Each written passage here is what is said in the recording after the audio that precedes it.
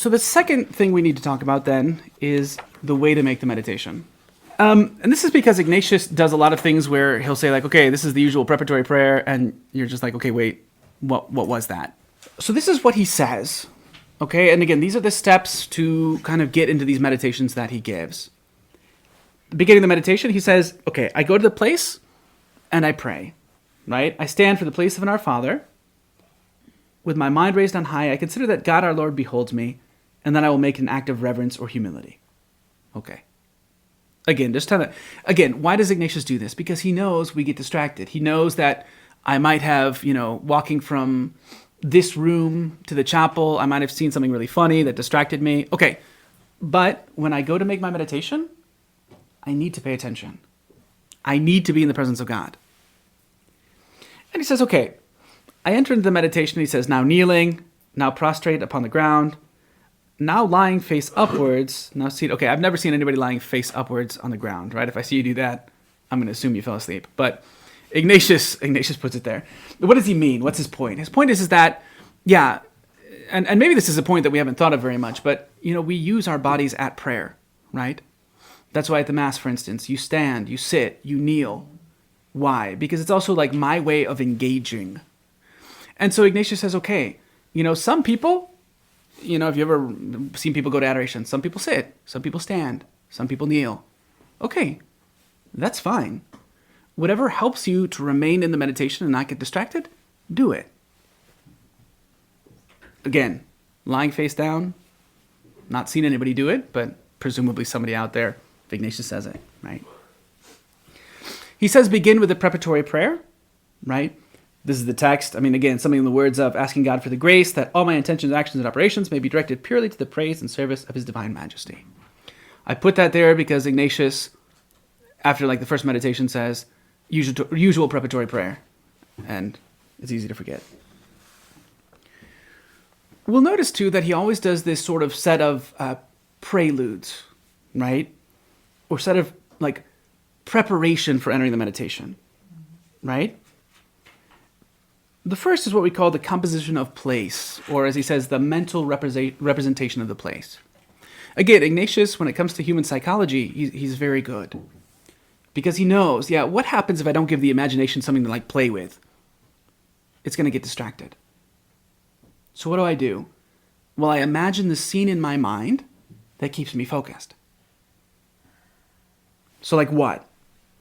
Again, he says, if we're contemplating, for instance, Jesus in the desert, well then, in your imagination, put yourself there. Jesus in the desert. What do you see? What are the sounds? Sometimes the material isn't visible immediately, right? A meditation on sin, for instance. But he gives something that keeps our imagination occupied. There's always a petition. There's always some grace we're going to ask for, right? Sometimes it's to be sorrowful with Christ sorrowful. Sometimes it's to be sorry over my sins. Sometimes it's anguish with Christ in anguish, as it is in the Passion Week. And then he ends by saying, okay, at the end of the meditation, we make a colloquy. Not a word that we usually use in English, colloquy, but it means conversation, right? Loquium, loqui, com, together. Who are we speaking with? Depends on the meditation. But oftentimes it's with Christ. It could be with Mary. It could be with St. Joseph. But a lot of times it's something directly with Christ, because he says it sort of brings us down to earth and to that reality, saying okay, now if I'm faced with Christ, the things that I've seen, my defects, my mistakes, my failings, whatever, or these good things that Christ is asking me to do, now I've got to look him in the face and say, okay, Christ, yes, this is what I'm going to do. This is concretely the consequences of what I've prayed about, thought about, and meditated on. You'll also notice in the schedule there's a time for the examination of the meditation, right? If you have the intro to the exercises, that third page is like an examination of conscience of the meditation, right? No, it's on this one right there. Yep. The last page there is a sort of examination of sorts, which I think comes from the Jesuit Father Calveras. So we cycle through these questions. You can, yeah. And again, the main thing is this, right? Why does Ignatius have us do an examination of the meditation? To reflect. To reflect, yeah, to make sure you got some concrete fruit out of it. That's one thing. Another thing, too, is that sometimes, especially when you're on a 30-day exercises, you're going to have some days that are good and some days that are bad, right? And so Ignatius is like, well, look and see what the problem is, right? See why that is. Because sometimes, right, sometimes it's because you've done too much fasting, right?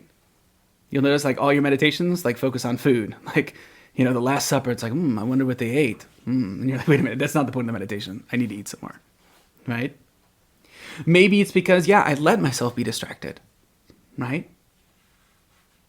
Or, yeah, you know, I did X, Y, and Z, and I guess I shouldn't have. You know, St. Ignatius says in this week, okay, to read The Imitation of Christ, but I was reading, I don't know, Lord of the Rings. Why you would bring Lord of the Rings with you to the exercises, I don't know, but okay, well then, yeah, I can fix that. Or I'm too tired. Usually in the 30-day meditations, there's a midnight meditation, right? So you get up at midnight to make a meditation. But sometimes, yeah, Ignatius makes it optional because you think, yeah, I mean, some people can't do that. I couldn't meditate because I was too tired. Okay, problem solved.